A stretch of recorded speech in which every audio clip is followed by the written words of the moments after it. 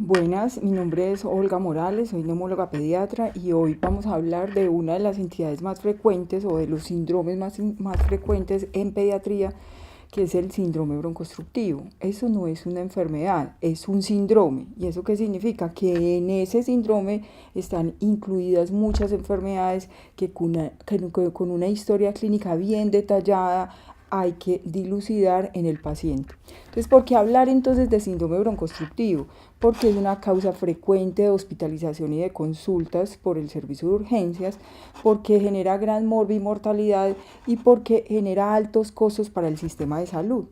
Entonces, ¿qué es síndrome broncoobstructivo? Es una entidad, como hablamos ahorita, que engloba, digamos, un conjunto que engloba muchas entidades dentro que comprometen la vía aérea. Entonces, ¿cómo se define? Es una obstrucción de las vías aéreas medianas y pequeñas por inflamación u obstrucción o broncoespasmo con aumento en las secreciones producido por múltiples etiologías que puede revertir con el tiempo o con el tratamiento. Entonces, ¿cuál es la fisiopatología del síndrome broncoobstructivo? Entonces tenemos que hay un aumento en la resistencia, tenemos una vía aérea, ¿cierto? Esa vía aérea aumenta la resistencia porque está disminuido el diámetro de la vía aérea, ya sea por edema de la vía aérea o porque tiene broncoconstricción, o sea, el músculo que está alrededor está broncoconstriñido, entonces está broncoconstriñido y eso hace que se disminuya la luz del bronquio. Entonces hay aumento en la resistencia, aumento en las secreciones porque todas esas glándulas productoras de moco de la vía aérea están activadas y eso aumenta la producción de moco, lo cual disminuye el área por donde entra y sale el aire y genera broncoconstricción, que ya hablamos de esto. Entonces, el aumento en la resistencia, el aumento en las secreciones en la vía aérea y la broncoconstricción lleva entonces a mayor edema de la mucosa, a hiperinsuflación, o sea que el aire entra fácilmente pero no puede salir tan fácil. Entonces, como entra fácilmente pero no puede salir tan fácil, por eso es que nosotros vemos los pacientes cuando llegan al servicio de urgencias con una crisis de asma, que su respiración, su expiración es más prolongada, porque toma el aire y bota el aire más lentamente, porque el diámetro de salida de la vía aérea es menor. Entonces, eso lleva a hiperinsuflación y ahí es cuando vemos una placa de tórax y decimos, uy, atrapamiento de aire porque tiene horizontalización de las costillas, diafragmas planos, corazón en gotera, porque tiene aumento en el número de espacios costales, más de 7 posteriores, más de 8 anteriores. Entonces, esta hiperinsuflación es como cuando usted tiene un globo y lo infla. Entonces usted infla el globo y cuando usted lo desinfla, ¿de qué depende la salida del aire de ese globo? Depende del retroceso elástico de la pared y del orificio de salida. Entonces cuando usted infla el globo y disminuye un poquito la luz, disminuye mucho la luz, suena como... Cuando disminuye mucho la luz suena mucho más hasta que llega un momento en que no sale el aire. Entonces, haciendo esa analogía, cuando hablamos de hiperinsuflación, el grado de hiperinsuflación o de aumento en el volumen pulmonar va a depender del grado de edema y de obstrucción que hay en la vía aérea. Entonces, entra el aire, pero no puede salir tan fácil. Entonces, eso lleva a obstrucción de la vía aérea. Esto lleva entonces consigo también aumento, riesgo de falla ventilatoria, colapso cardiovascular y muerte. ¿Por qué se presenta entonces el síndrome broncoobstructivo tan frecuente en la población pediátrica? Primero, porque tienen unas vías de menor diámetro, porque tienen una mayor resistencia en la vía aérea por tener unas vías aéreas de menor diámetro, porque tienen menor ventilación colateral, o sea, los poros que hay entre un alvéolo y alvéolo, que son los poros de Kohn, los poros de Langer entre un alvéolo y un bronquio, y los poros interbronquiales entre un bronquio y un bronquio están disminuidos. Entonces esa ventilación colateral para disminuir la presencia de colapso o de atelectasias pulmonares está disminuida en la población pediátrica, por eso entonces esta entidad se hace mucho más frecuente. La caja torácica es inestable, con un menor volumen pulmonar y hay mayor fatigabilidad de los músculos. Entonces, cuando hablamos de síndrome broncoobstructivo, acordemos que es un síndrome, una cosa grande, como cuando hablamos de tos. Cuando usted habla de síndrome broncoobstructivo no está haciendo un diagnóstico, usted simplemente está diciendo que en ese síndrome hay una gran cantidad de enfermedades de las cuales yo voy a hacer una historia clínica minuciosa, detallada, para llegar al diagnóstico etiológico. Entonces, cuando hablamos de tos, usted no hace el diagnóstico de tos, usted hace el diagnóstico de tos por neumonía, tos por bronquiolitis, tos por tal cosa, ¿cierto? En esto estamos diciendo lo mismo, síndrome broncoobstructivo persistente o recurrente. Entonces, primero hay que definir ese síndrome como es. Ese síndrome broncoobstructivo o esos síntomas pulmonares son recurrentes, o sea, se presentan periodos de agudización con periodos libres de síntomas. Entre un episodio y otro, el paciente está totalmente sano, está totalmente libre de síntomas. Entonces, si es así, entonces vamos a hacernos en la mente unas posibilidades diagnósticas. Pero si el paciente, lo normal, entre comillas, es que tenga tos, ¿cierto? O que tenga cuadros broncoobstructivos. No, doctora, lo que te va a decir la mamá. No, doctora, mi príncipe, el niño siempre tiene tos, pues, o sea, tiene cuadros broncoobstructivos que se agudizan más, pero nunca deja de tener síntomas.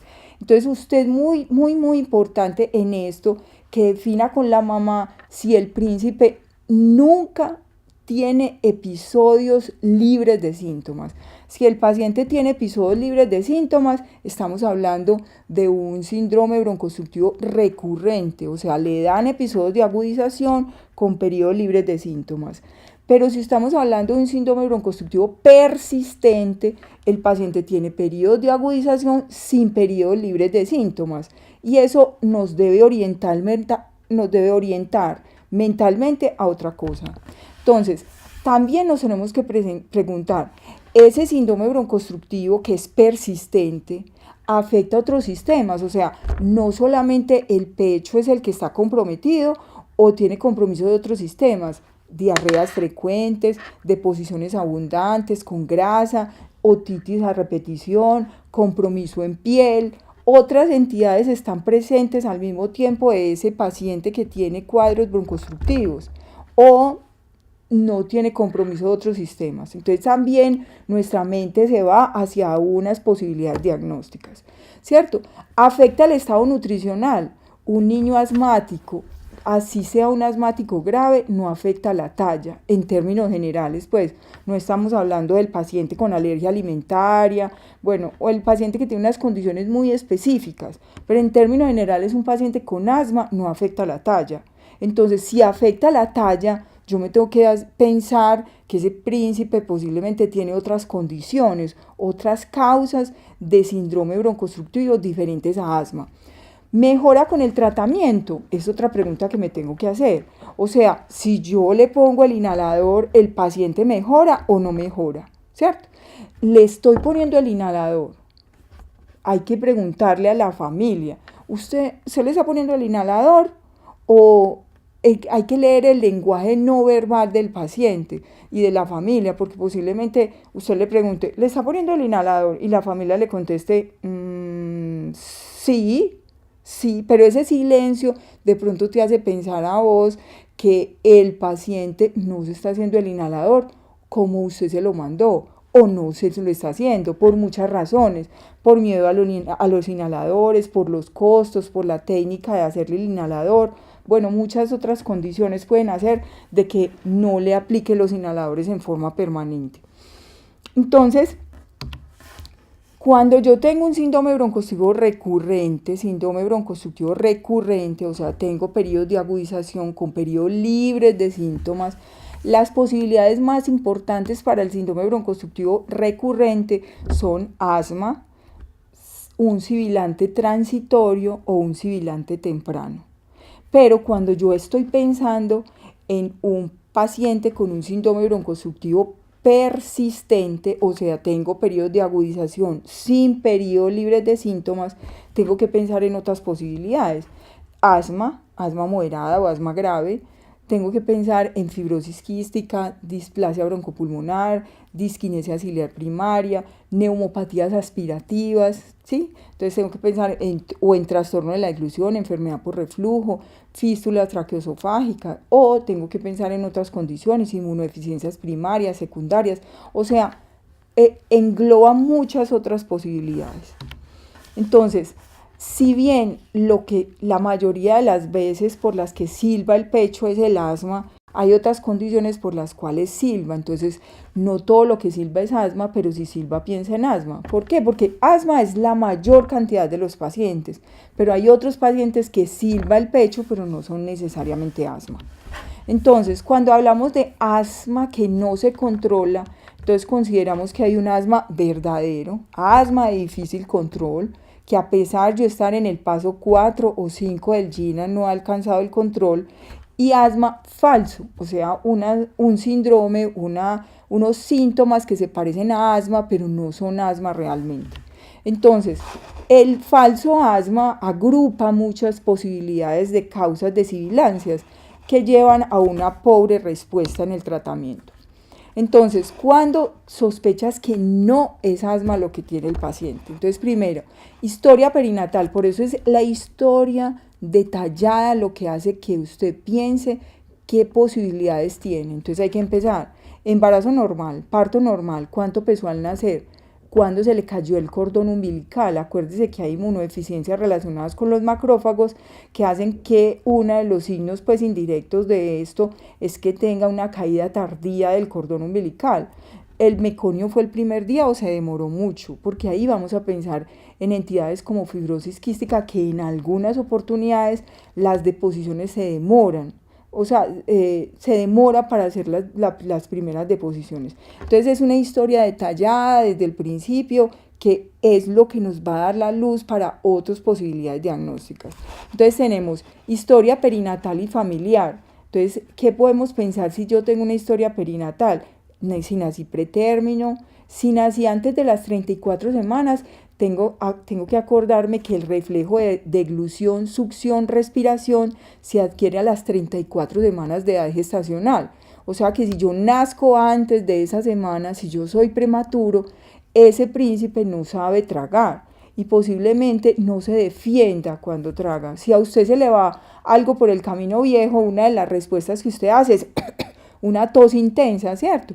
Pero un príncipe que tiene episodios aspirativos frecuentes por la vía aérea, sus reflejos de la tos son ineficaces, no responden en forma eficaz y puede que se aspire sin tener episodios de tos o episodios que te indiquen que tiene un trastorno de la deglución.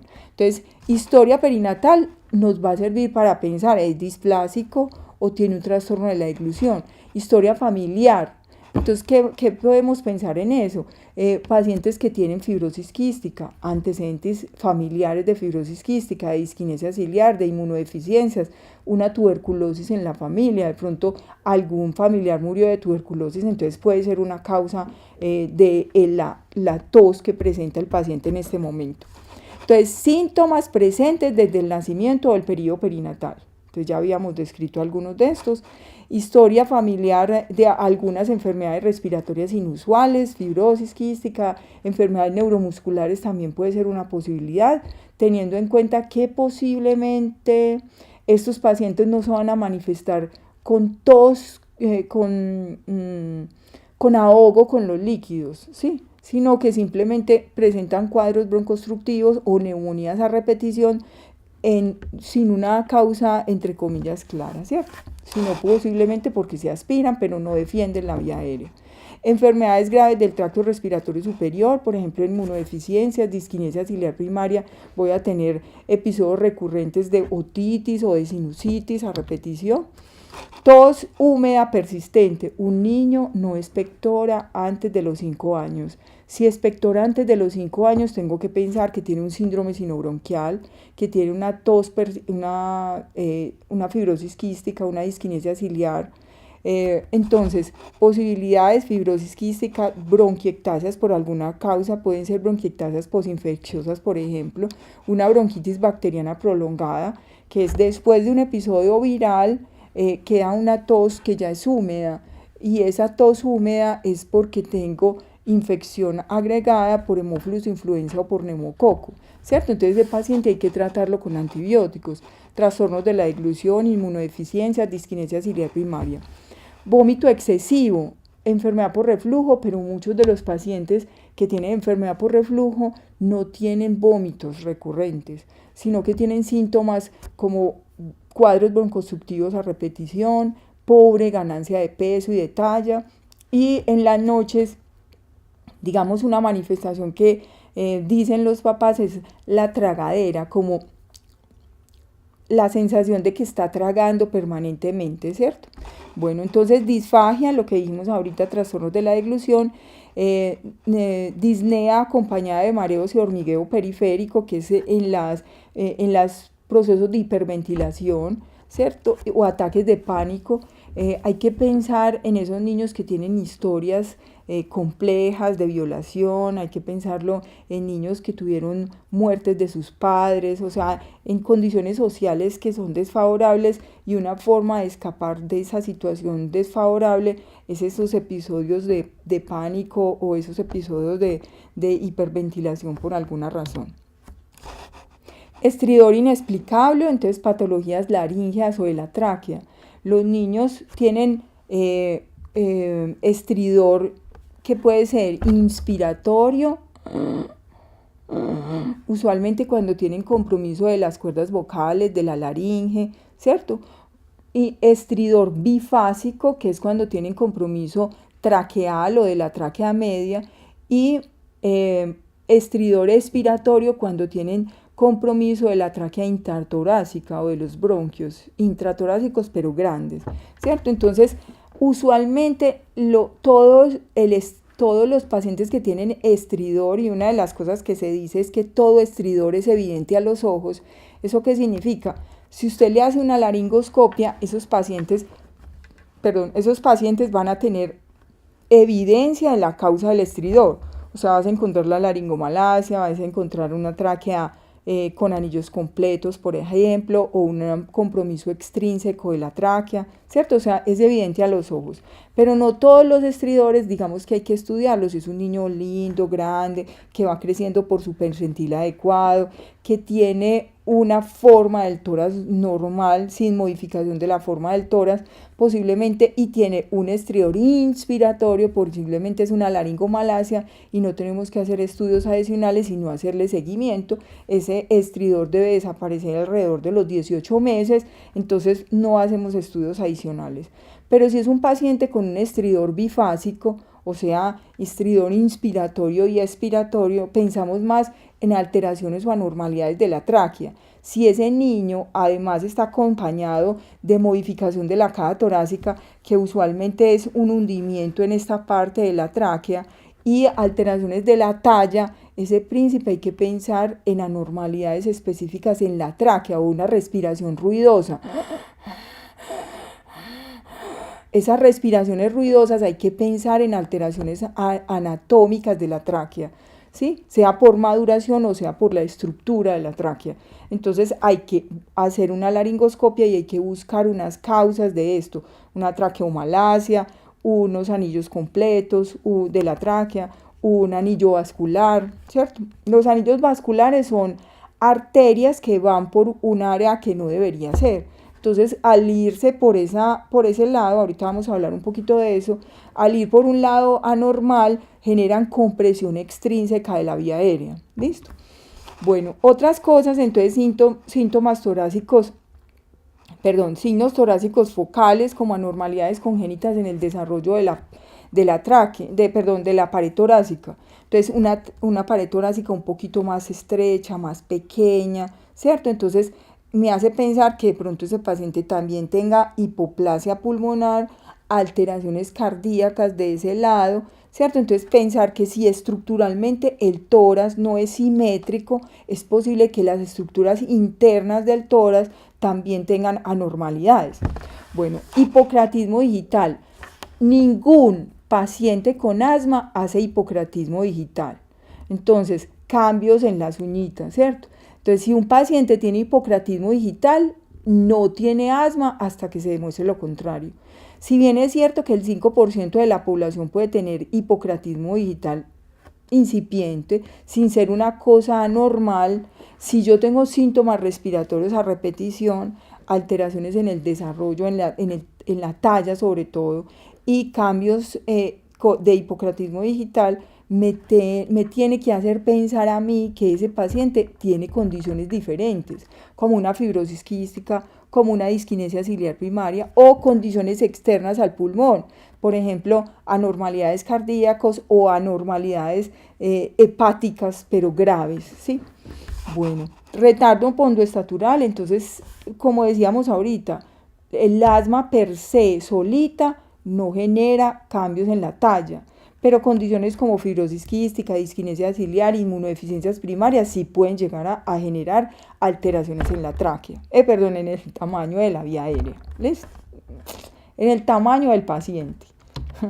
Bueno, ¿qué otras cosas nos pueden hacer pensar en que ese paciente posiblemente no tiene solo asma, no tiene asma? ¿Cierto? Anormalidades radiológicas, por ejemplo. Entonces, si tengo obstrucción, anormalidades radiológicas o focales o persistentes, entonces tengo que pensar en alteraciones del desarrollo pulmonar, fibrosis quística, enfermedad bronquiolitis obliterante o enfermedad posviral, aspiración recurrente, paciente que tiene trastorno de la deglución, cuerpos extraños en la vía aérea. Acuérdense que los cuerpos extraños hacen cosas extrañas. Siempre hay que preguntar si se aspiró alguna cosa. ¿Listo? Obstrucción que compromete las vías aéreas mayores, entonces laringotraqueomalacia, anillos vasculares, aspiración de cuerpo extraño, disfunción de cuerdas vocales, adenomegalias o tumores en mediastino, por ejemplo. Obstrucción que compromete las vías aéreas pequeñas, como por ejemplo bronquiolitis obliterante. Un paciente con una bronquiolitis tiene 3 posibilidades en la evolución posterior. 60% dicen, ay, sí, el niño le dio una bronquiolitis, pero después de eso, súper bien. Un 39% hacen sibilancias recurrentes, que pueden estar en esas sibilancias los pacientes que van a ser verdaderos asmáticos o los sibilantes persistentes. Y menos del 1% son los que hacen cicatrices en el bronquio que disminuyen la luz del bronquio y generan entonces un fenómeno obstructivo fijo de la vía aérea, que eso es lo que consideramos bronquiolitis obliterante. Bueno, entonces cardiopatías congénitas, de la cardiopatía o la cardiomegalia, en esas cardiopatías que pueden ser complejas, puede ser tan grande que genera obstrucción de las vías aéreas por colapso dinámico de la vía aérea. Fibrosis quística, displasia broncopulmonar. Entonces, cuando tenemos un paciente con asma interrogado que no se controla, usted se tiene que preguntar 4 cosas básicamente. Primera, ¿lo que tiene el paciente es verdaderamente asma o es otra condición? O sea, dude de su diagnóstico cuando el paciente no se controla en forma adecuada con el tratamiento. Segundo, existen comorbilidades no controladas, un síndrome sinobronquial, una rinitis alérgica, una enfermedad por reflujo, otra condición que no está controlada.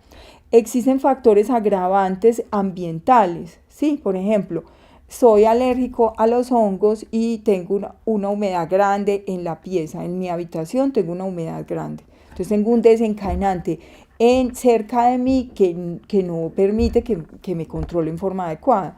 O tengo, por ejemplo, fumadores en casa o cocinan con leña o tienen condiciones ambientales no favorables para el control del asma. ¿Listo? O tienen incumplimiento de los planes de tratamiento. La técnica que está usando es adecuada, está usando inhalocámara, la inhalocámara es apropiada para el paciente, el nivel de tratamiento que yo le estoy dando a ese paciente corresponde al nivel de gravedad del asma. Si yo le estoy dando un tratamiento, por ejemplo, paciente que consulta por 9 años, paciente que consulta por urgencias 150 veces por crisis de asma, paciente pues que nos llegó a la consulta. 150 consultas por urgencias, 33 hospitalizaciones, 3 ingresos a la UCI, 2 fallas ventilatorias, un neumotórax atención. O sea, la gravedad de este paciente es máxima, ¿cierto? Pero el tratamiento que tiene esta princesa es beclometasona de 50 microgramos 2 puf cada 12 horas, salbutamol y loratadina. Perdón, esta es una gravedad máxima y este es el nivel de tratamiento que tiene. Entonces, así la paciente sea adherente al tratamiento, no se va a controlar. Yo tengo que irme al paso del GINA que corresponde para este nivel de gravedad, que va a ser el 4, o si no se controla con el 4, en un tiempo determinado va a pasar a un paso 5 del GINA, ¿cierto? Pero digamos que es establecer este paciente con asma cumple todos los requerimientos para su control y no mejora, tengo que pensar en otras posibilidades diagnósticas. Bueno, enfermedades que pueden ser diagnosticadas falsamente como asma. Entonces empezamos desde las vías aéreas superiores hasta abajo. En las vías aéreas superiores entonces tenemos anormalidades congénitas de la laringe, laringomalacia, parálisis de cuerdas vocales, fenómenos obstructivos de la vía aérea superior. Por ejemplo, un papiloma, aunque el papiloma se ubica en la membrana basal y el crecimiento es muy exponencial y muchos de estos niños llegan con falla ventilatoria al servicio de urgencias, cuando usted lo va a intubar no encuentra por dónde intubarlo porque hay un papiloma muy grande obstruyendo la vía aérea, ¿cierto? Pero algunos pacientes pueden generar turbulencia a la entrada del aire y eso generar ruido que se parece a una sibilancia y confundirse con sibilancias, o sea, fenómenos obstructivos de la vía aérea superior. Otras cosas que se pueden confundir con asma son obstrucciones de los grandes vías aéreas, entonces anormalidades congénitas de la tráquea o de los bronquios principales, traqueomalacia, broncomalacia, estenosis traqueal, estenosis bronquial, anillos vasculares o membranas laríngeas, fenómenos obstructivos, o sea, esta es la tráquea y por aquí pasa un vaso que usualmente es una arteria, o sea, un anillo vascular es una arteria que pasa por donde no debe pasar. Al pasar por una parte diferente genera obstrucción o compresión de estructuras alejadas, o sea, de estructuras que no deberían ser obstruidas por ese vaso. La tráquea, el bronquio, la tráquea del bronquio, como sucede, por ejemplo, con un doble arco aórtico, que está la tráquea, el esófago y el doble arco aórtico abraza la tráquea y el esófago. Entonces genera obstrucción tanto de la tráquea como del esófago. Cuerpos extraños en tráquea, en bronquios. Acuérdate que los cuerpos extraños hacen cosas extrañas. Consultó una niña porque llegó con una gran dificultad respiratoria, entonces llegó así. Bueno, entonces hay que escuchar a la familia, escúchenlos, escuchen lo que la familia le está diciendo. Es una niña que consultó, ya había sido hospitalizada en 3 oportunidades en los últimos 2 meses por neumonía. Llega a la consulta y lo primero, mami, ¿por qué trae a su niña? Lo primero que dice la mamá es porque desde que se tragó esa estrellita mi niña no ha vuelto a ser igual. En la noche ella duerme sentada y duerme con mucha dificultad. Pues nosotros le hicimos la broncoscopia y tenía una estrellita en la tráquea y alrededor de la estrellita tenía granulomas. Entonces por eso la dificultad respiratoria era progresiva y cada vez era mayor, porque tenía menos espacio para entrada del aire. ¿Listo? Entonces los cuerpos extraños hacen cosas extrañas y siempre hay que sospecharlo. Adenopatías que generan fenómenos obstructivos o de colapso de la vía aérea y tumores que pueden ser tumores mediastinales. Ejemplo entonces está de estas anormalidades de las vías aéreas grandes, está la traqueomalacia, donde se genera una pérdida de la rigidez de los anillos cartilaginosos, no protegiendo la vía aérea de la presión negativa generada en su luz durante la fase expiratoria. Y durante esta fase, miren, esta es la vía aérea, y en esa fase se colapsa la vía aérea. Entonces eso implica un esfuerzo importante para volver a abrir la vía aérea, porque el tono no es adecuado. Entonces eso hace que se tenga una respiración ruidosa. Además de eso, el colapso de la vía aérea genera mucho gasto energético y al generar mucho gasto energético, entonces los pacientes usualmente son con bajo peso, con baja talla y con modificación de la caja torácica. Bueno, entonces tenemos que la obstrucción de la pequeña vía aérea, entonces también hay cosas que se parecen a asma, pero no necesariamente son asma. Entonces, enfermedades aspirativas, bronquiolitis obliterante, fibrosis quística, displasia broncopulmonar, disquinesia ciliar primaria, cardiopatías congénitas, inmunodeficiencias primarias y secundarias. Entonces, ejemplos de compromiso de vías aéreas más pequeñas o más bajas, entonces tenemos compresiones extrínsecas. En esta imagen entonces de broncoscopia se ve como hay una obstrucción del bronquio. Miren, esto es la carina, ¿cierto? Una carina que está ensanchada, amplia, y esto es un bronquio que está colapsado, ¿sí? Porque hay una hinchazón de la carina, sea porque abajo tiene una adenopatía que hace que crezca la carina o por edema simplemente de la carina. Y aquí tenemos una compresión extrínseca de este bronquio con moco en su interior. ¿Listo? Entonces el crecimiento de linfáticos ciliares y mediastinales o de otras estructuras secundarias a causas infecciosas o no infecciosas. Dentro de las infecciosas, pues la más frecuente obviamente es la tuberculosis seguida por los hongos, ¿cierto?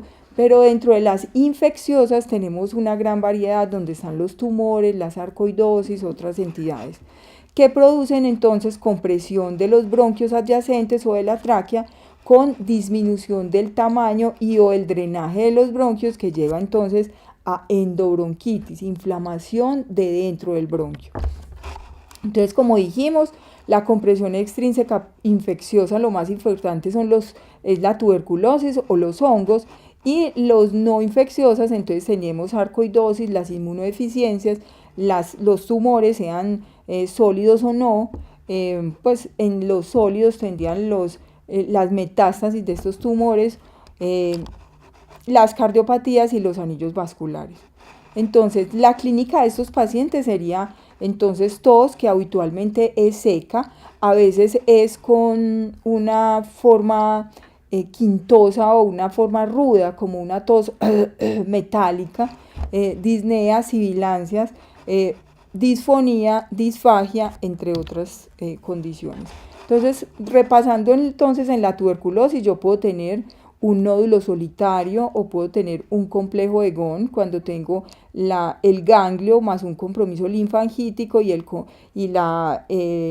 compromiso pues de la adenopatía adyacente, el crecimiento de las adenopatías mediastinales que pueden llevar a obstrucción del bronquio, generando entonces una atelectasia de ese pulmón, o puedo tener una endobronquitis por tuberculosis, que es cuando yo tengo un ganglio, ese ganglio crece y erosiona el bronquio que está alrededor y hace que se necrose el bronquio y el contenido caseoso de esa adenopatía entra al bronquio y genera entonces endobronquitis por tuberculosis, y estos pacientes pueden tener BK positivos en los cultivos para tuberculosis, o puedo tener una neumonía por tuberculosis, una tuberculosis diseminada, como sería en este caso la tuberculosis miliar.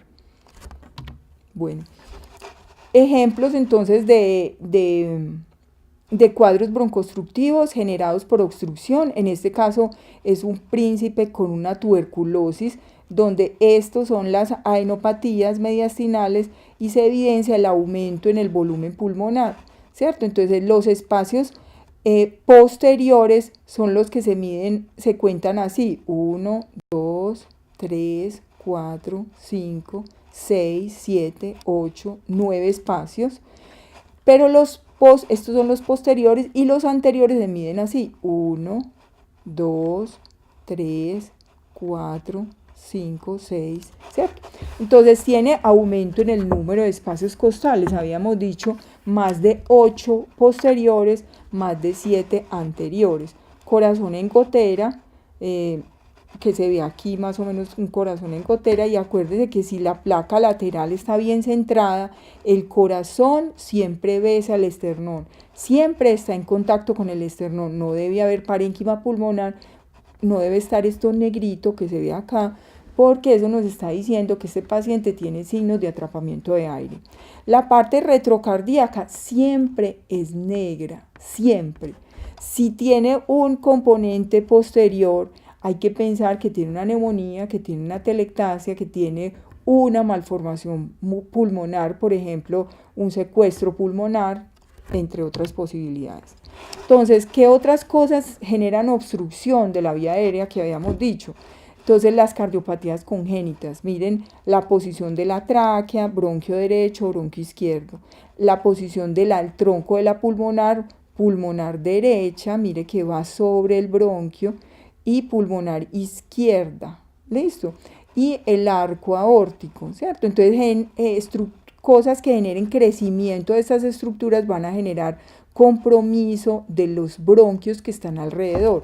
Entonces, los bronquios que principalmente se afectan es el bronquio principal izquierdo, o sea, porque igualmente es más vertical y más delgado. Entonces, si una cosa lo obstruye, digamos que es más evidente el fenómeno obstructivo. El bronquio del lóbulo superior izquierdo, o sea, que va hacia arriba, y el bronquio del lóbulo medio, o sea, el que va hacia el lóbulo medio. ¿Listo? Hacia este lado. Bueno, entonces, esos fenómenos obstructivos sobre la vía aérea pueden generar obstrucción completa u obstrucción parcial.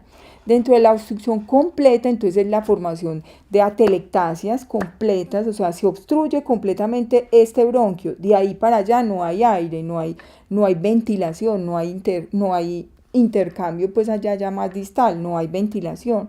Entonces, como no hay ventilación, de ahí hacia allá se colapsa el pulmón y es atelectasia. Genera entonces atelectasias de tipo crónico o recurrente. Pueden generar neumonías a repetición. Entonces, cuando un niño o una familia pues le dice, no, es que el príncipe siempre se enferma del pulmón derecho. ¿Cómo así? Sí, es que él siempre le da neumonías del pulmón derecho. Usted le tiene que sonar una cosita dentro de la mente y le tiene que decir, ey, eso no es normal. ¿Cómo así? Neumonías a repetición del mismo pulmón. Entonces tengo un cuerpo extraño, tengo un fenómeno obstructivo externo o tengo algo que hace que se me enferme ese pulmón únicamente. ¿Listo? Bronquiectasias secundarias a ese fenómeno obstructivo de la vía aérea. O la obstrucción parcial, entonces, que es puede generar zonas de hiperinsuflación. Entonces, obstrucción parcial de ese bronquio, o sea, entra el aire, pero no puede salir tan fácil ese aire. Entonces, al no poder salir tan fácil, hay áreas de hiperinsuflación o áreas aumentadas de tamaño o áreas enfisematosas. Por ejemplo, este príncipe tiene un gran atrapamiento de aire. Primero, tiene un corazón enorme, entonces índice cardiotorácico, acuérdese que es la división entre el tamaño más grande de la silueta cardíaca, entonces desde el mayor espacio de acá más el mayor espacio desde esta parte hasta la parte media, dividido por el espacio que hay entre las costillas, ¿cierto? Eso debe ser de 0.6 en el recién nacido, 0.55 en el primer mes de vida y 0.5 en el niño más grandecito. Este corazón es mucho más grande, entonces este corazón está generando fenómenos obstructivos sobre la vía aérea. Miren, por ejemplo, este príncipe, si empezamos a contar, tiene la primera costilla aquí arriba, entonces 1, 2, 3, 4, 5, 6, 7, 8, 9 y 10 espacios, ¿cierto? Entonces tiene un fenómeno obstructivo, tiene horizontalización de las costillas, diafragmas planos, ¿sí? Pues este no tiene corazón en gotera porque es que es demasiado grande el corazón, entonces no lo tiene en gotera. Y tenemos aquí signos, pues que aunque no es el objetivo de ahora, tenemos un poquito de compromiso intersticial en el medio y es un poquito un edema pulmonar, signos de edema pulmonar. Entonces, los anillos vasculares que hemos estado hablando de ellos en la charla pueden ser asintomáticos en su gran mayoría. Entonces, siempre me tengo que preguntar si el fenómeno del cuadro broncostructivo que está teniendo el príncipe, que yo estoy evaluando, es por el anillo vascular o es por otra razón. Y el anillo vascular es simplemente un hallazgo incidental que no genera ninguna modificación en el tratamiento, en el manejo del príncipe ni en la clínica del príncipe. Entonces, en términos generales, la mayoría son asintomáticos.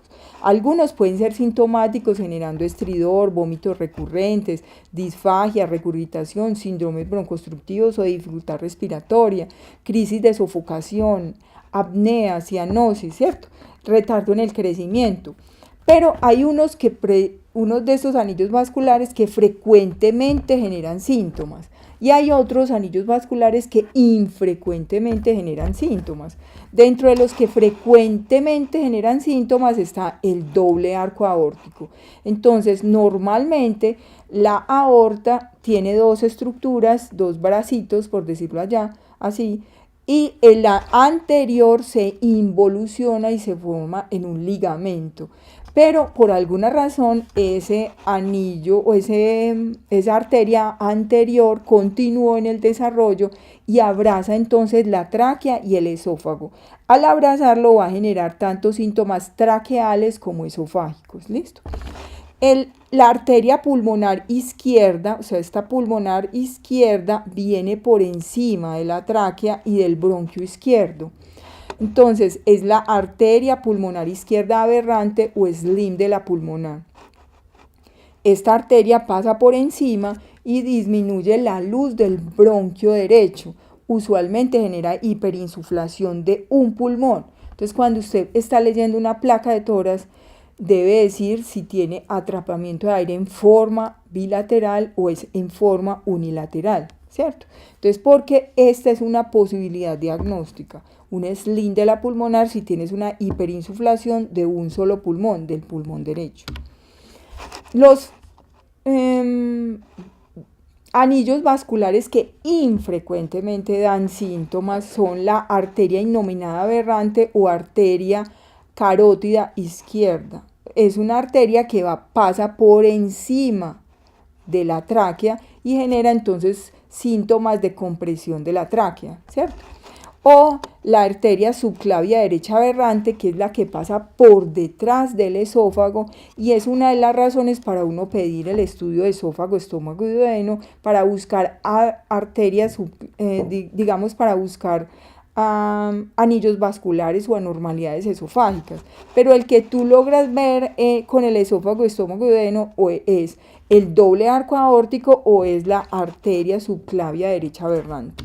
¿Qué es esto lo que vemos aquí? Una muesca que permanece en todas las imágenes del esófago, porque acuérdense que el esófago tiene su peristaltismo y en ocasiones si el movimiento del esófago genera un peristaltismo, puede generar una disminución de la luz y uno creer que es un anillo vascular.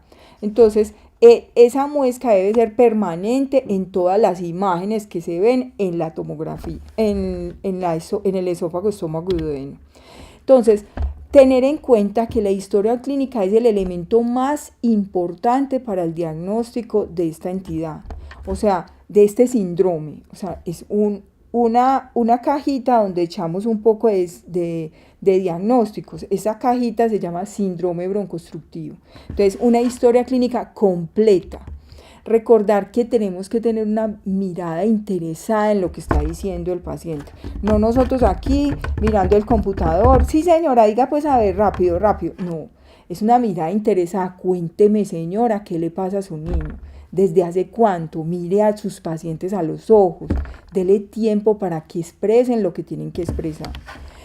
Recuerde que la historia clínica es y muy posiblemente será la herramienta más importante que usted tiene como médico. No hacer esto, no volver normal lo que es anormal. Su radiografía mostraba una costilla rota, pero ya la hemos arreglado con Photoshop. Plop.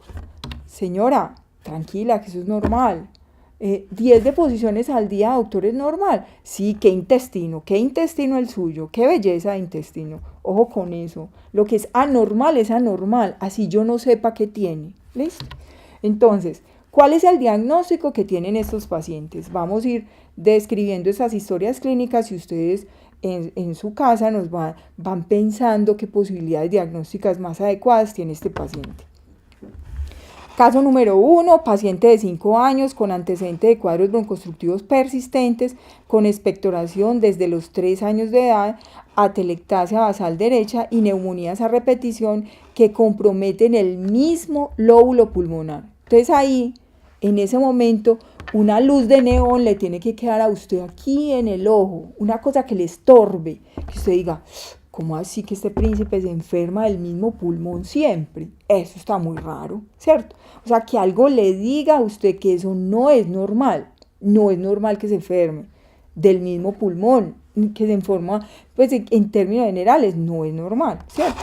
Entonces, periodo perinatal normal con peso y talla en el percentil 3 para la edad, tratamiento permanente con salbutamol y beclometasona con pobre respuesta al tratamiento y no tiene síntomas nasales ni diarrea crónica, ¿cierto? No tiene otros órganos comprometidos. Pero dentro de la historia descubrimos una cosita. Dentro de los antecedentes personales del príncipe, tuvo a los 3 años un evento súbito de ahogo con posterior resolución de los síntomas. ¿Listo? ¿Cuáles son las posibilidades diagnósticas? Vamos a irlo pensando. Entonces, ¿el diagnóstico de asma es correcto? Pues como que se enferma del mismo pulmón, neumonías a repetición. Bueno, existen comorbilidades, con síntomas similares, factores agravantes no controlados o tiene incumplimiento de los planes de tratamiento. Parece que es juicioso con la beclometasona y el salbutamol y sin embargo no hay control. Entonces, acuérdense lo que nos tenemos que preguntar. Esas 4 preguntas anteriores y afecta otros sistemas. Decía que el tracto gastrointestinal estaba todo bien, pues o sea, como que no había otro compromiso de otra parte. ¿Afecta el estado nutricional? Sí, como que los cuadros infecciosos llevaban a que no tuviera una talla adecuada. ¿Mejora con el tratamiento? No, sigue teniendo síntomas a pesar del tratamiento. ¿Cuál es la posibilidad diagnóstica más importante? ¿Fibrosis quística? No. ¿Cuerpo extraño en la vía aérea? Puede ser. ¿Disquinesia axilar primaria? No. Pues no tiene otitis a repetición. Bueno, inmunodeficiencias primarias, no tiene otros órganos comprometidos. Y asma grave persistente, pues no sería la causa de las neumonías a repetición. Entonces, cuerpo extraño en la vía aérea. ¿Listo? Entonces, ante la sospecha de un cuerpo extraño, siempre hay que hacer broncoscopia, así no tenga nada. Si la señora le dije, vea, es que el niño se aspiró como una cosa, estaba jugando con un muñequito, con un carrito, con lo que sea, y de pronto se ahogó y se puso morado. Ese niño tiene una sospecha de un cuerpo extraño. Así usted en la placa de toras no vea nada. Es una sospecha de un cuerpo extraño y con ese diagnóstico hay que mandarlo para hacerle una broncoscopia. ¿Por qué es importante hacerle la broncoscopia en forma temprana? O sea, ¿por qué es importante hacer la broncoscopia? Miren, este príncipe, por ejemplo, tiene una obstrucción completa de un bronquio por una semilla. Las semillas tienen un componente adicional, es que se hidratan en la vía aérea, o sea que generan mayor obstrucción y generan un fenómeno inflamatorio en la vía aérea. Luego de sacar la semilla, miren, la estenosis del bronquio que tiene este príncipe, o sea, una obstrucción completa de la vía aérea y hay que hacer procedimientos ya para mejorar esta estenosis. Lo mismo que si un niño se aspira una pilita de reloj o se traga una pilita de reloj, ese niño lo tiene que remitir inmediatamente porque estas pilas generan alteraciones del tejido y generan perforaciones de la tráquea, perforaciones del esófago con evoluciones muy malas. Entonces, si usted tiene un niño que se aspiró o se tragó una pila de esas de reloj, de los muñequitos, de esas pilas, lo debe remitir inmediatamente. ¿Cuáles son las fases entonces del cuerpo extraño? Entonces, primera fase, una fase de sofocación. Se me fue una cosa por el camino viejo, Listo. Luego hay un periodo de silencio y luego un periodo de complicaciones, donde empiezan a aparecer abscesos pulmonares, neumonías recurrentes del mismo lóbulo pulmonar, bronquiectasias, bueno. Entonces, ¿de qué va a depender la sintomatología inicial del paciente? Puede ser un paciente asintomático o puede ser con una dificultad respiratoria severa. Pero ¿de qué va a depender? Del tamaño, de la localización del cuerpo extraño, de la sustancia que se aspiró, del tiempo en que se aspiró y el tiempo en que consulta. Entonces, digamos que la sintomatología puede ser muy diversa, pero créale a la familia. Si la familia le dice que se aspiró un cuerpo extraño, créale, se aspiró un cuerpo extraño y remítalo. En esta imagen entonces se ve muy evidente que tiene un cuerpo extraño en el bronquio derecho, ¿cierto? ¿Hay atrapamiento de aire? Sí, pero digamos que esto es como muy obvio que tiene un cuerpo extraño en la vía aérea, hay que remitirlo. Pero este príncipe no es tan obvio. Se ve un poquito más lúcido este pulmón que este, pero está un poquito rotado. Acuérdese que no se mide la rotación en las clavículas, porque cuando el niño está acostado en la camilla para hacerle la placa de tórax, usualmente la mamá es la que lo está cogiendo, entonces es posible que no le quede tan derechito. Pero lo que sí vamos a mirar es que vamos a mirar la distancia entre la columna y la costilla, la distancia entre la columna y la costilla. Entonces por eso puede verse un poquito más lúcido este pulmón que el otro.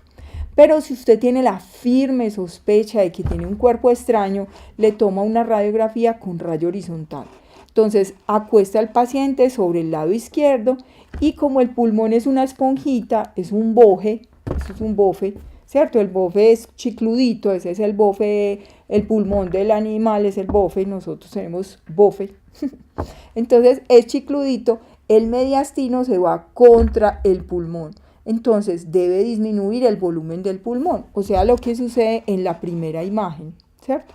En la que está acá. Disminuye el volumen del pulmón izquierdo porque el mediastino y todo el corazón se va sobre esa estructura y como el bronquio está libre, sale el aire por ahí.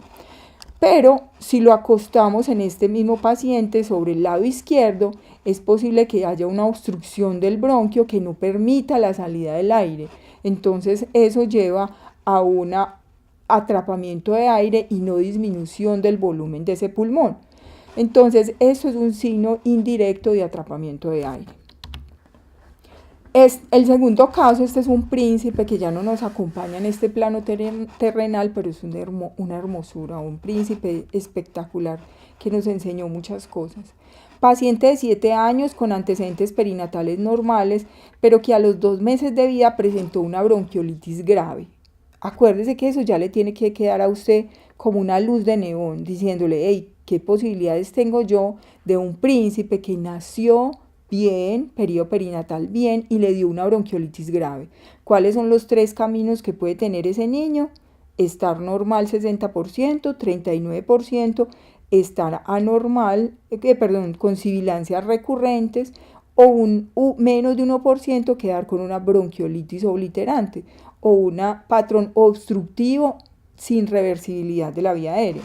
Entonces, bronquiolitis grave y posteriormente cuadros broncoobstructivos, todos en el día 30 días del mes, o sea, 30 días de 30, tos en la noche todos los días, tos con la actividad física todos los días, estrudor. Estridor con I es obstrucción de la vía aérea superior, o sea, estridor superior extratorácica, intratorácica y extratorácica o intratorácica, o sea, el fenómeno. Pero estrudor con U es la hervidera de pecho o los roncus audibles a distancia, ¿cierto? Entonces, si usted está en Bogotá, en el eje cafetero, pues como en Bogotá o en Cundinamarca, toda esa área por ahí, le dicen, eso se llama hervidera de pecho, ¿cierto? Si usted está acá, le dicen, eso es como unos mocos en el pecho, un zumbido, una cosa ahí en el pecho que yo la puedo escuchar. Si usted está en Chocó, en Urabá, a usted le van a decir, es como un froco, es que tiene como un froco, o sea, es un ruido en el pecho, ¿listo? Entonces, con expectoración, desde muy temprano este príncipe, y modificación de la caja torácica, aumento del diámetro anteroposterior, frecuentes consultas por urgencias y hospitalizaciones, y en el primer año de vida requirió oxígeno domiciliario. O sea, después de esa bronquiolitis el príncipe quedó con oxígeno domiciliario. Entonces no tiene síntomas gastrointestinales, no sudoración salada, peso y talla bajos para la edad y uso de salbutamol y beclometasona sin tener control total de la enfermedad. Entonces, 4 preguntas que nos tenemos que hacer ante todo paciente con síndrome broncoobstructivo. Primera, ¿verdaderamente es asma o con asma que no se controla? ¿Verdaderamente es asma? Entonces, si nosotros lo estamos manejando como asma, nos tenemos que preguntar nuevamente: embarazo normal, parto normal, ¿cuándo empezó a enfermarse? Tuvo una bronquiolitis y después de eso quedó con oxígeno permanente. ¿Será que le quedó unas cicatrices en la vía aérea y lo que tiene el príncipe es más una bronquiolitis obliterante que un asma? Entonces nos tenemos que preguntar eso. Existen comorbilidades con síntomas similares, o sea, otras enfermedades que generan síntomas parecidos. Factores agravantes no controlados o incumplimiento de los planes de vacunación, en los planes terapéuticos. Afecta otros sistemas. El asma afecta, en este príncipe está afectado el tracto gastrointestinal, no. Está afectado neumonías a repetición, otitis a repetición, diarreas a repetición, cuadros en la piel, no. ¿Afecta el estado nutricional? Sí. Entonces tuvo muchos cuadros respiratorios que llevaron a que tuviera mucho consumo calórico, lo cual lleva a que tenga alteraciones en el peso y en la talla. ¿Listo? Mejora con el tratamiento, vimos que tenía beclometasona y salbutamol y a pesar de eso no tenía control de la enfermedad. ¿Listo? Entonces, ¿cuál de las siguientes posibilidades es más importante? Fibrosis quística no tiene compromiso gastrointestinal, no tiene sudoración salada, ¿cierto? O sea que poco probable. Una bronquiolitis obliterante va apareciendo. Disquinesia ciliar primaria, no hay otitis a repetición. Inmunodeficiencia, solamente tiene compromiso pulmonar. Aunque algunas inmunodeficiencias se pueden presentar solo con compromiso pulmonar, digamos que no es lo usual, no sería el único órgano comprometido, ¿cierto? En términos generales.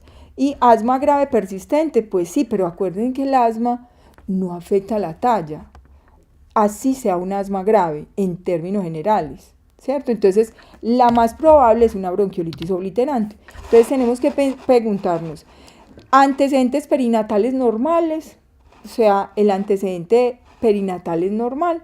Tiene periodos libres de síntomas, o sea, nació bien, de peso bien, talla normal, no fue pretérmino, no tuvo ningún problema cuando nació y después de eso estuvo libre de síntomas, no tenía nada más.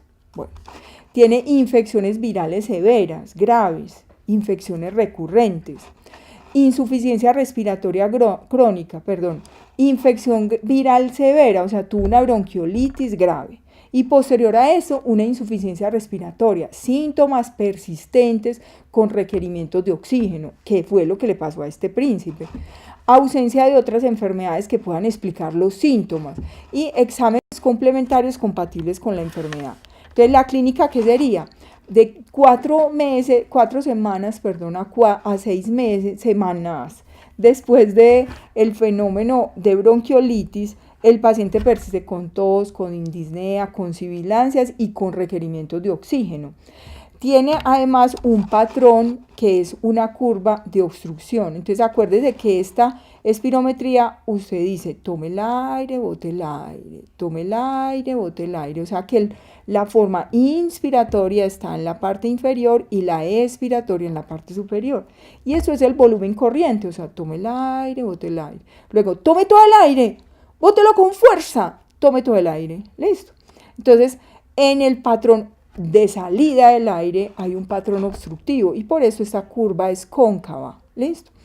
Entonces, un patrón obstructivo de severidad variable con ausencia de respuesta al broncodilatador, diferente a lo que pasaría en asma, y alteraciones del retroceso elástico del pulmón. Este es una placa de un príncipe con una bronquiolitis obliterante. Miren que tiene un volumen pulmonar muy grande, mucho atrapamiento de aire. Miren el volumen del pulmón, horizontalización de las costillas. Así, acuérdate que esto es el signo del asa de balde. Usted cuando coge el asa del balde, usted está haciendo esto, la levanta, ¿cierto? Lo mismo, la caja torácica es un poquito oblicua. En adultos es más oblicua, en niños es un poquito más redonda. Pero cuando usted atrapa aire, la caja torácica hace este movimiento y se llama el asa de balde, listo. Entonces por eso es que usted en las placas de tórax ve como horizontalización de las costillas, porque las costillas no se ven así, sino que se ven redondeadas, o sea, se ven aplanadas. ¿Cómo se ve en este príncipe? Mire que son supremamente planas, ¿sí? Espacios costales, 1, 2, 3, 4, 5, 6, 7, 8 espacios, aunque aquí se ve un poquito también.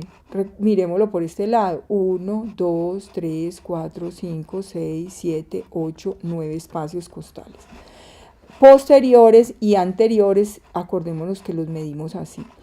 Diafragmas planos, corazón en gotera y un poquito de compromiso intersticial por estos lados. El corazón siempre besa el esternón si la placa está bien centrada. Esta está rotada, ¿cierto? Pero hay que recordar que el diafragma no es tan plano, el diafragma es un poquito cóncavo, ¿cierto? En esta imagen el diafragma se ve un poquito hacia abajo, casi que hacia abajo, o sea, hay mucho atrapamiento de aire. Otra forma de presentación de estos príncipes que tienen bronquiolitis obliterante sería atelectasias persistentes con broncograma. Miren que tiene unos bronquios permeables en esa misma área de la atelectasia. Este tiene un bestial atrapamiento de aire, o sea, tiene un atrapamiento de aire inmundo. Mire que el pulmón va hasta por aquí abajo, ¿sí? O sea, esto es la cúpula. Acuérdense que el diafragma es una cúpula. Hay pulmón atrás y hay pulmón adelante, ¿cierto? Entonces, si el pulmón está atrapando mucho aire, el diafragma se aplana, pero aquí hay pulmón y aquí hay pulmón, ¿cierto? Entonces, en este príncipe, miren los espacios costales. 1, 2, 3, 4, 5, 6, 7, 8, 9 espacios costales, ¿cierto? Pero aquí hay otras imágenes bien interesantes.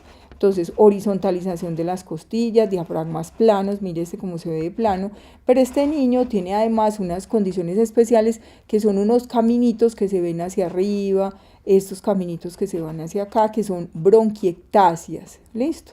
Estos son bronquiectasias, ¿listo? O sea, por definición, anormalidades irreversibles de la vía aérea. Las que son dilataciones anormales de la vía aérea, por definición irreversibles. Entonces pueden ser cilíndricas, que son digamos que las menores en gravedad, cilíndricas, varicosas y saculares cuando ya es un saco de pus porque ha perdido todas las capas del bronquio. En este príncipe también se ve, en esta placa de este príncipe se ve también la modificación de la caja torácica. Miren que si está bien centrada, el corazón siempre debe besar el esternón, siempre debe estar en contacto con el esternón. Si hay pulmón adelante, este príncipe esto es anormal, ¿listo? Tiene mucho intersticio y tiene bronquios, vea, aquí caminitos, ¿cierto? Este príncipe tiene bronquiectasias en la lateral. Y aquí tiene una atelectasia pulmonar, o sea, esto es lo que se ve como más blanquito. También se puede presentar bronquiolitis obliterante con estas características. Este fue un príncipe que tuvo una bronquiolitis y posterior a esa bronquiolitis hizo una bronquiolitis grave y posterior a eso hizo un colapso pulmonar izquierdo completo. Entonces aquí se ve el colapso del pulmón y este pulmón, el derecho, se hernia hacia el lado izquierdo y este pulmón que se ve aquí es pulmón derecho, ¿listo? Que se hernia porque este pulmón está perdido totalmente. Entonces aquí se ve el pulmón derecho herniado hacia el tórax izquierdo, por eso el tórax izquierdo se ve como más estrechito, más pequeño. Y el mediastino, o sea, todo el corazón está metido en el lado izquierdo de la caja torácica. Aquí se ve el atrapamiento de aire, la modificación de la caja torácica y acuérdense el aire retroesternal. Esto es signo de atrapamiento de aire, y un diafragma que se ve muy aplanado, ¿cierto? Que se ve como casi invertido. ¿Listo? Bueno, este es otro príncipe que, aunque es una placa expirada, se ve con atrapamiento de aire, con mucho intersticio, y en la tomografía se ven áreas de mosaico. Mosaico, o sea que se ven áreas como negritas combinadas con áreas más, grisecitas, que esto es lo normal, con áreas más negritas. ¿Listo? Estas son áreas donde se ven bronquiectasias, áreas donde 3 centímetros del borde hacia adentro no debe haber ningún bronquio. Y aquí se ven bronquios a este lado, ¿cierto? Estos son bronquiectasias. Esta es una biopsia de este paciente donde se ve, esto es una coloración de tricromo, donde se ve un pólipo que protruye hacia la luz del bronquio. Este es un pólipo, todo esto es tejido fibroso que obstruye la luz de este bronquio. ¿Listo? Y por ese huequito es por donde el príncipe respira. Entonces, en bronquiolitis obliterante, ¿qué se dan? Entonces, cambios clínicos, radiológicos, histopatológicos, funcionales y gasimétricos. Caso 3, un paciente de 10 años que consulta por tos húmeda con aumento en la frecuencia respiratoria sin expectoración, antecedentes personales de crisis de asma en múltiples oportunidades desde los 2 años de vida. Además, presenta síntomas nasales, rinorrea, estornudos y obstrucción nasal. Está en el percentil 3 de peso para la talla, por lo que ha estado en varios programas de recuperación nutricional. ¿Listo? O sea que el diagnóstico de asma ya nos queda chueco, ya no es el diagnóstico principal, porque el asma en términos generales no afecta la talla. ¿Listo? Entonces, deposiciones abundantes, al parecer sin grasa, evidenciado al menos por la familia, con mal olor. No sabe si tiene sudoración salada. Ah, no, yo no sé, doctora, pues no sé si tendrá sudoración salada. Pero tiene este detalle, placa, una fotografía de la acropaquia que tiene este paciente. Este paciente no tiene asma. Los pacientes que tienen acropaquia hay que buscar otra condición, una fibrosis quística, una disquinesia ciliar primaria, una inmunodeficiencia primaria donde tengo compromiso de los bronquios, ¿sí? Esto no es asma. Este paciente no tiene asma porque tiene una acropaquia significativa. Esta es la placa de tórax con muchísimo atrapamiento de aire. Entonces miren los espacios costales. Tanto atrapamiento de aire que la caja torácica es más estrecha en la parte inferior que en la parte superior. Miren que aquí viene aquí la costilla y mire que estos arcos costales son incluso más amplios que los de abajo. Además, fuera de eso, el aplanamiento de los diafragmas, el aumento de los espacios costales, 1, 2, 3, 4, 5, 6, 7, 8, 9, 10 espacios. El corazón en gotera, pero es una placa que se ve como sucia, como que tuviera un compromiso intersticial. Y aquí se ven unos bronquiecitos dilatados. Este príncipe tiene bronquiectasias en la placa de tórax. Por ejemplo, esto aquí es un bronquio impactado con moco, ¿cierto? O sea, esto es una bronquiectasia impactada con moco. Estos son bronquiectasias, ¿listo? Entonces, ¿qué se ve en la lateral? El corazón, ya lo hemos dicho en varias oportunidades, debe estar en contacto con el esternón si la placa está bien centrada. Aquí, a pesar de que está rotada la placa, se ve pulmón, en la parte retroesternal. Y la parte posterior no se ve negra, ¿cierto? Como hemos dicho que debe estar. La parte retrocardíaca siempre es negra. Si hay ocupaciones porque tiene una neumonía, porque tiene una telectasia, porque tiene bronquiectasias, porque tiene una malformación pulmonar, por ejemplo, un secuestro pulmonar. El diagnóstico más probable es asma.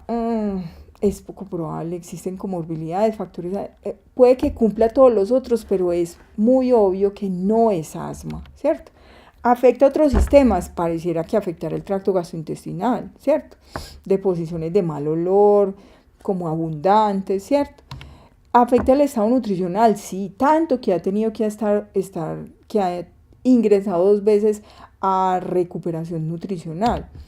Y mejora con el tratamiento, pues no parece, porque sigue con la persistencia de síntomas. Entonces, bronquiolitis obliterante, disquinesia, inmunodeficiencias, podría ser una inmunodeficiencia, asma grave no, pero digamos en este caso este príncipe tenía una fibrosis quística. ¿Cuánto tenía de iontoforesis? Acuérdate del estudio del sudor, este príncipe tenía 100 y 110. La causa del síndrome broncoobstructivo persistente de este paciente era una fibrosis quística. Entonces, tenemos que pensar que esta es una enfermedad autosómica recesiva. El papá y la mamá son portadores del defecto del defecto genético que está en el brazo largo, en el brazo largo del cromosoma 7. ¿Listo? Entonces, tener que el papá y la mamá aportan un gen defectuoso para la formación de un bebé. Entonces, tenemos que un 50% de los pacientes va a ser portador de la enfermedad. Aquí esto está malo porque es un 25% va a tener la enfermedad y un 25% va a tener un bebé sano, no portador y no enfermo. ¿Listo? ¿Qué sucede entonces en la fibrosis quística?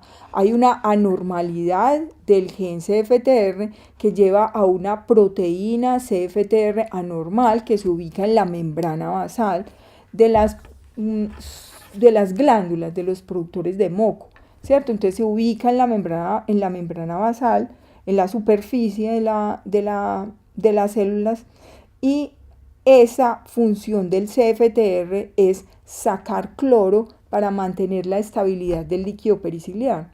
Si no hay CFTR, entonces normalmente ¿cómo funciona?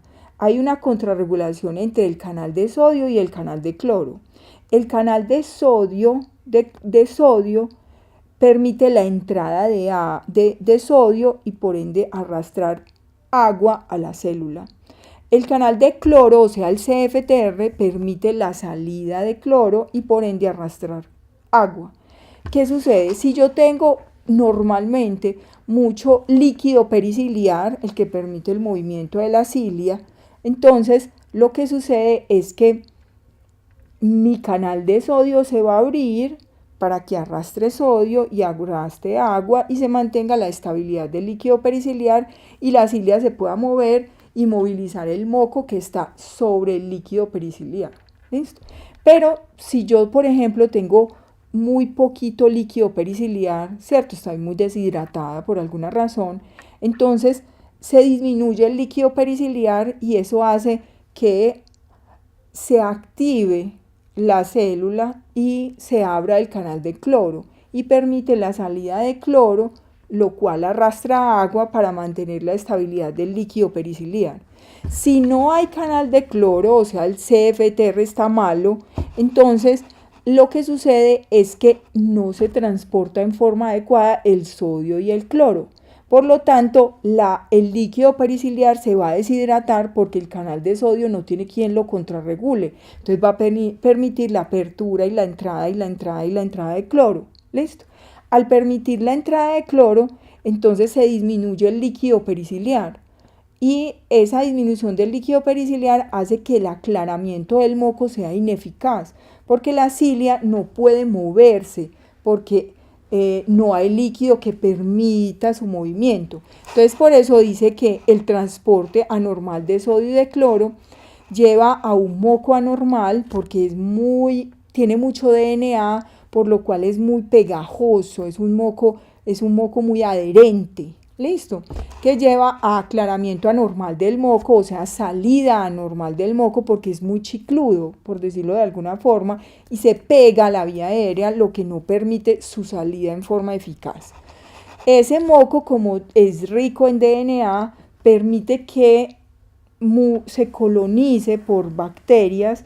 Dentro de las más importantes está la pseudomonas.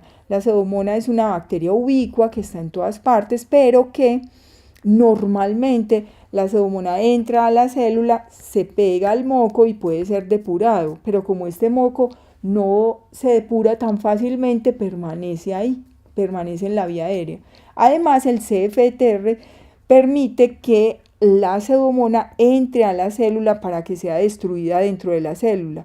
Pero si no hay CFTR, no tiene por dónde entrar la pseudomona, entonces se queda en la superficie.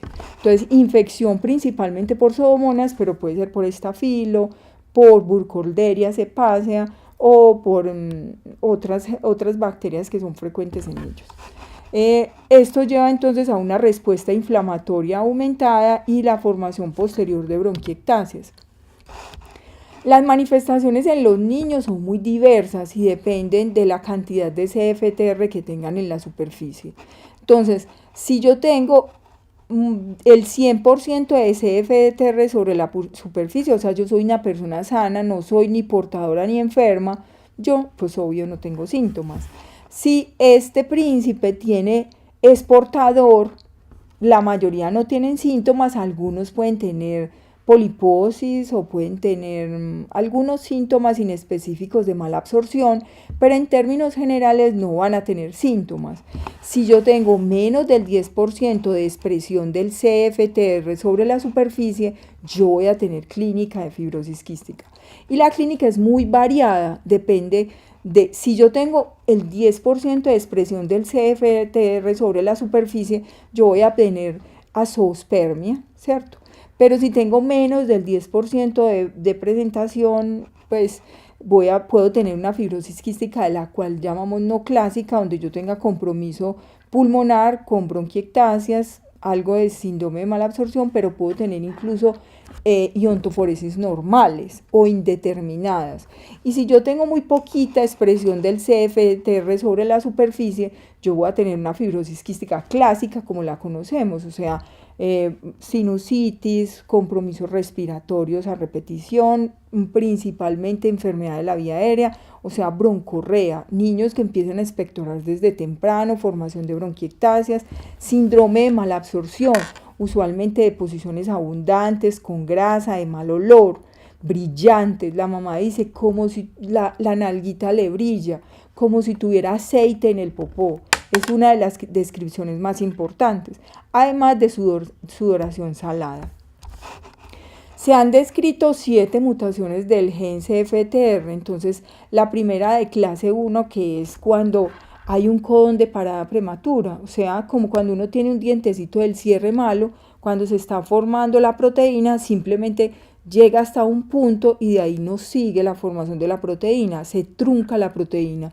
Al truncarse la proteína significa que la célula interpreta esta proteína es anómala y la destruye. En la superficie no va a haber CFTR. Otras anormalidades, que es la más frecuente, son las de clase 2, que es la delta F508, donde la proteína no se desdobla. Y como no se desdobla, la célula la considera anómala y la destruye.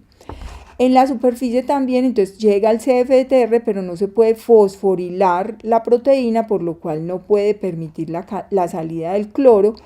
Otra es cuando hay detritos en el interior y como si tuviera una espinilla, algo así. Detritos en el interior, aminoácidos en el interior del canal, lo que impide la salida del cloro hacia la superficie. O cuando hay muy poquita cantidad de CFTR sobre la superficie, o cuando dura muy poco en la superficie, y la 7 sería cuando hay poca y fuera de eso dura muy poco tiempo sobre la superficie.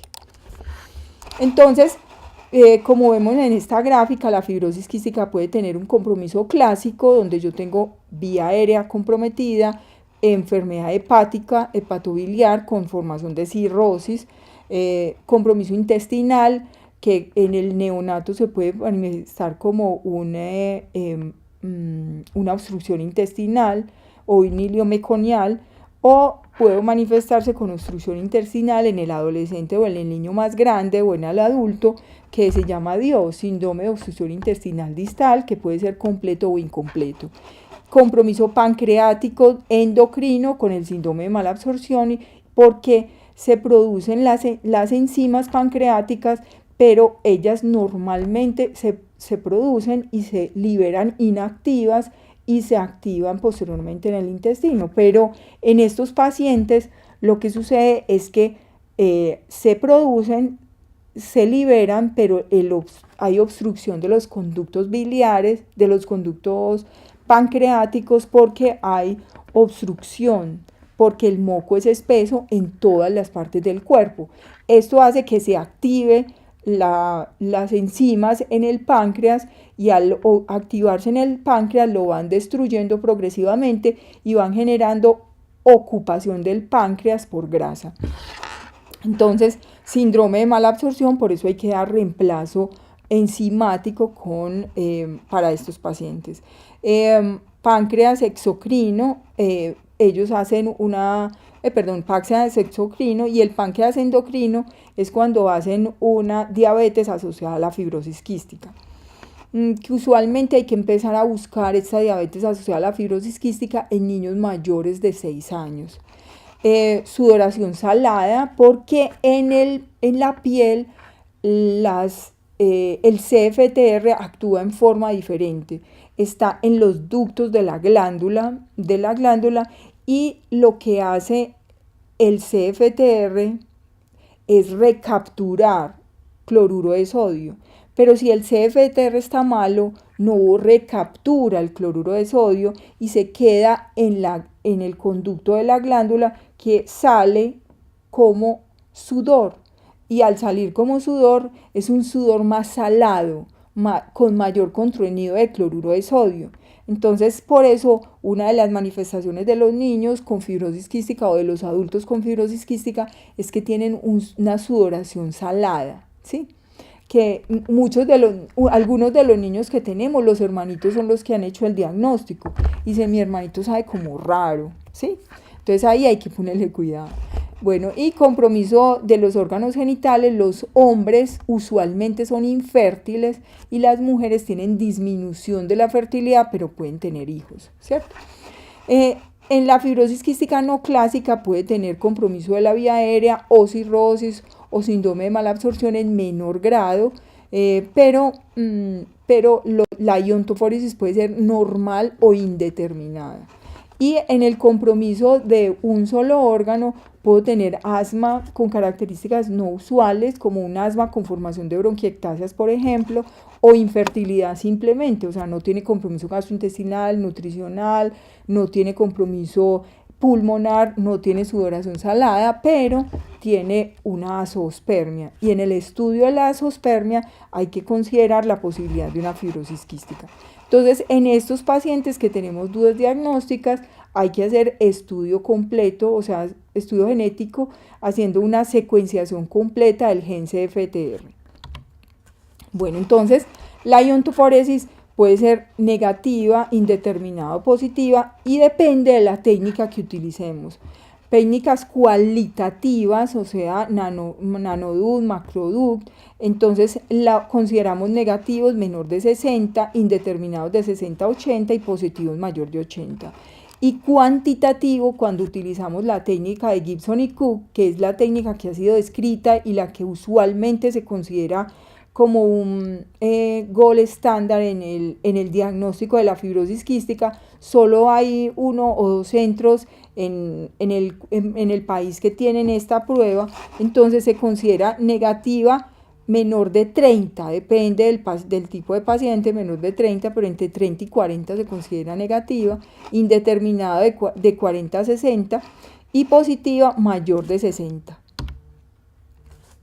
Digamos que este es un paciente con fibrosis quística, no hay un compromiso extenso, es una placa de tórax normal, casi normal, con un poquito ahí de compromiso intersticial, pero de resto no tiene nada más. ¿Listo?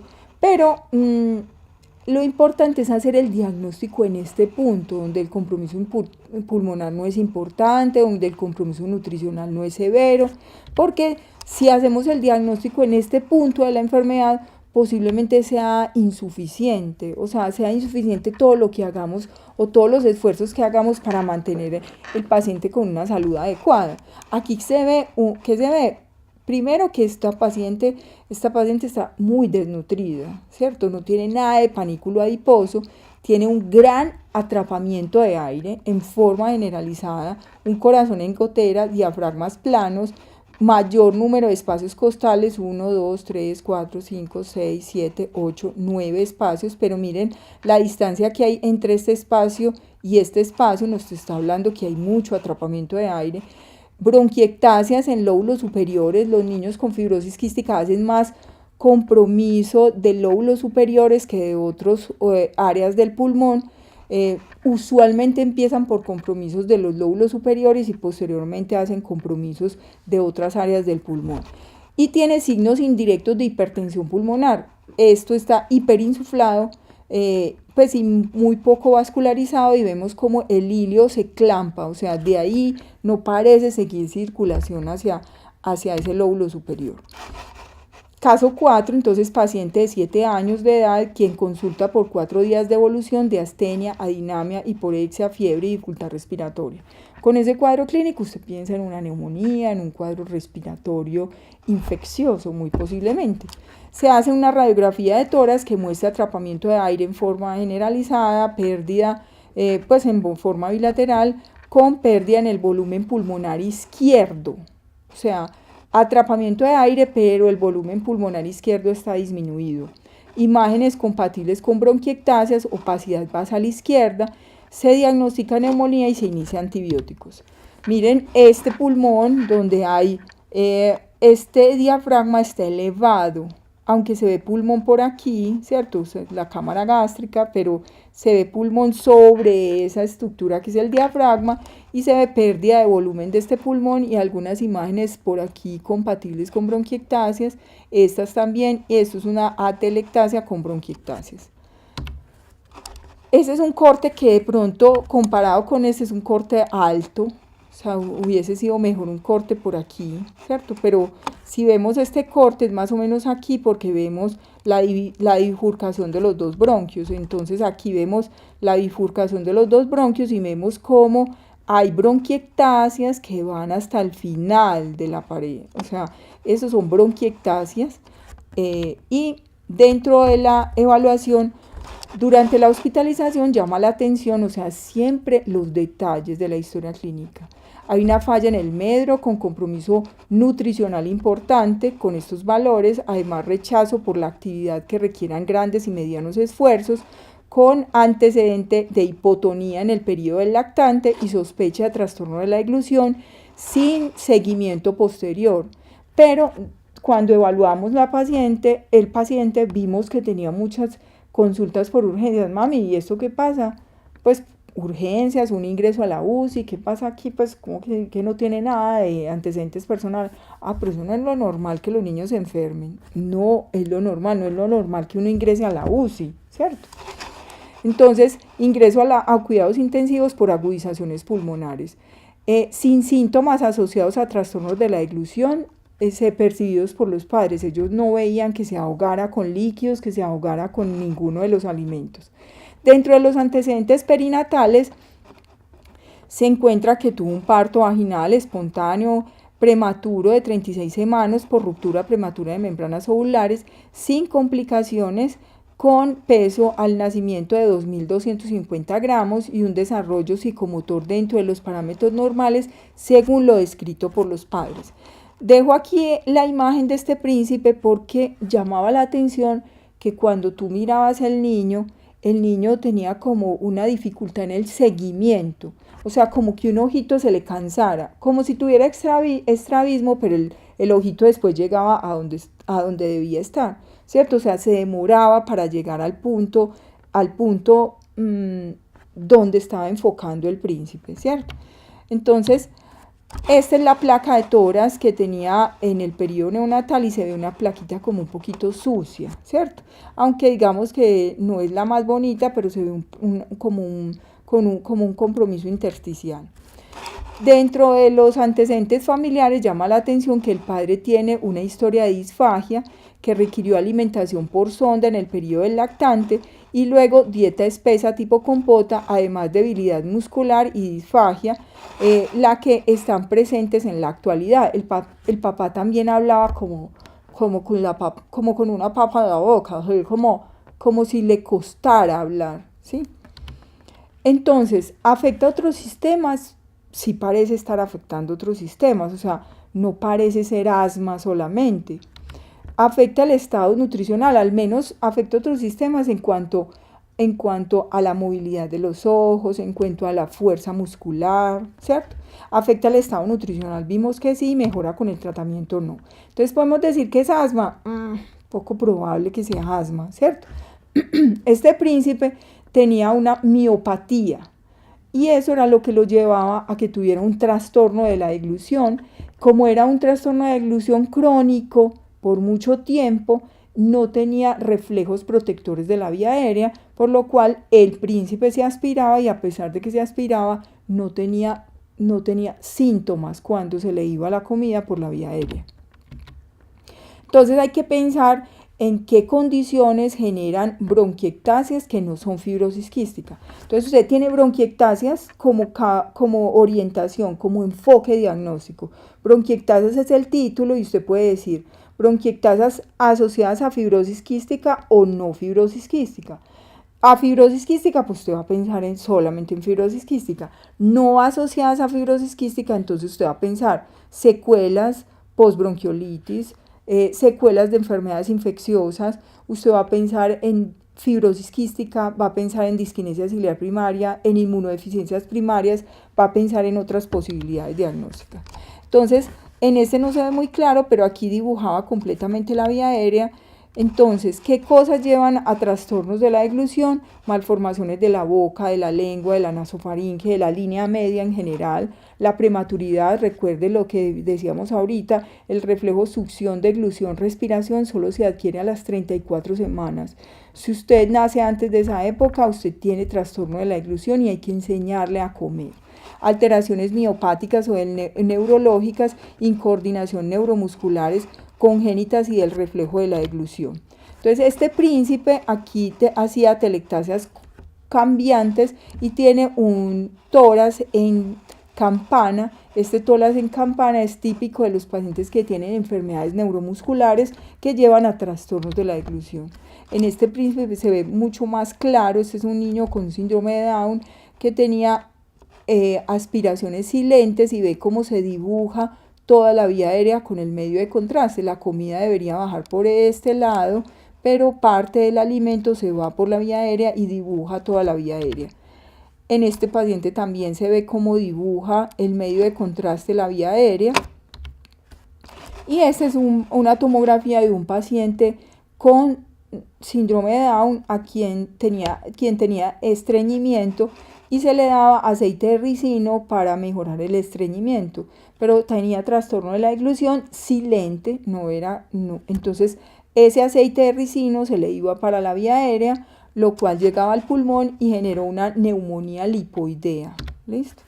Entonces, hay otras condiciones entonces que te pueden generar enfermedades aspirativas, como la enfermedad por reflujo gastroesofágico, donde se generan pequeñas aspiración de pequeña cantidad de jugo gástrico, lo que lleva a neumonía, síndrome broncoobstructivo persistente, neumonitis intersticial con áreas de fibrosis o no. ¿Listo? O pueden generarse microaspiraciones silentes que generan broncoconstricción y generan fenómenos irritativos y de edema de la vía aérea.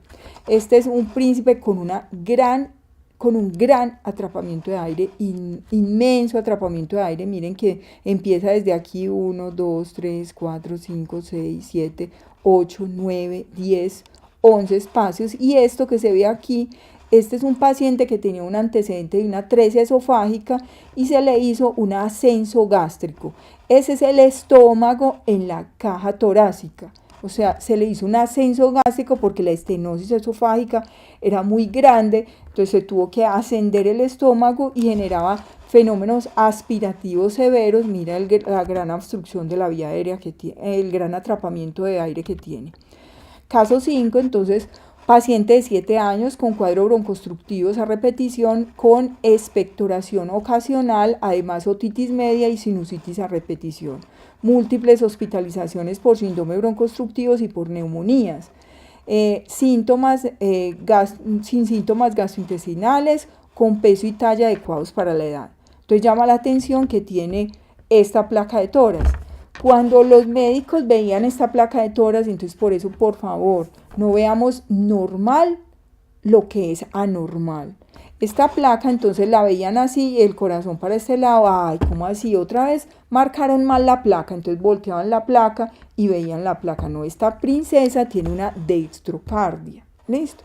Entonces tiene una dextrocardia con un atrapamiento de aire en forma significativa, mucho atrapamiento de aire, miren que empieza desde aquí. 1, 2, 3, 4, 5, 6, 7, 8, 9, 10, 11 espacios intercostales, listo, posteriores. Entonces, tiene incluso, tiene algunas áreas por aquí de caminitos que son bronquiectasias, pequeñitas, que no, ella no tiene muy significativas. Entonces afecta a otros sistemas, acuerde que tenía otitis y sinusitis a repetición, afecta el estado nutricional en el caso de esta niña no, y mejora con el tratamiento no. ¿Es asma? Poco probable.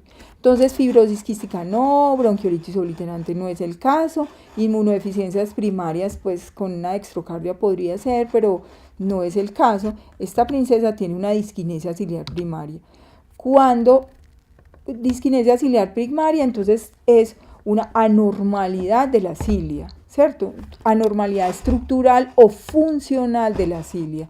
Entonces, esto es una cilia normal. Tengo un par central y 9 pares laterales con unos puentes, unos puentes de dineína, que son estas cositas laterales que permiten la movilidad de la cilia, ¿sí?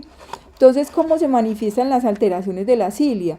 Puede ser recién nacidos con taquipnea inexplicable o neumonitis, neumonías sin factores de riesgo, niños con asma grave que no se controla o atípica, niños con asma pero que tienen broncorrea, por ejemplo, más tos matutina que lo despierta en la mañana, flema, ¿listo?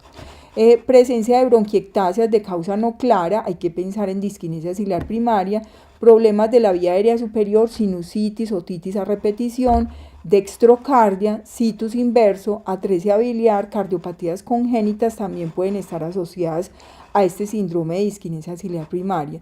Infertilidad, sobre todo masculina, pues, digamos que las cilias que hay también en la trompa, la trompa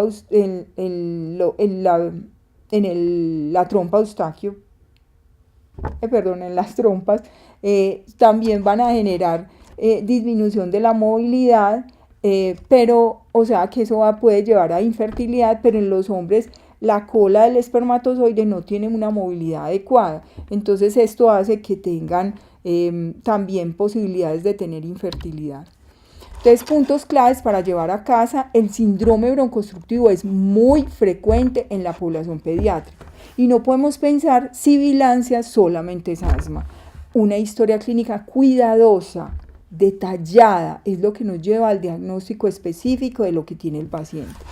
Entonces, las condiciones anatómicas que le permiten a que el niño tenga esta situación mucho más frecuente, y para establecer la etiología es indispensable una historia clínica y un examen físico detallado con interés, o sea, escuchando lo que la mamá dice y con credibilidad. Si la mamá dice que tiene tos húmeda en la madrugada, créale que tiene tos húmeda.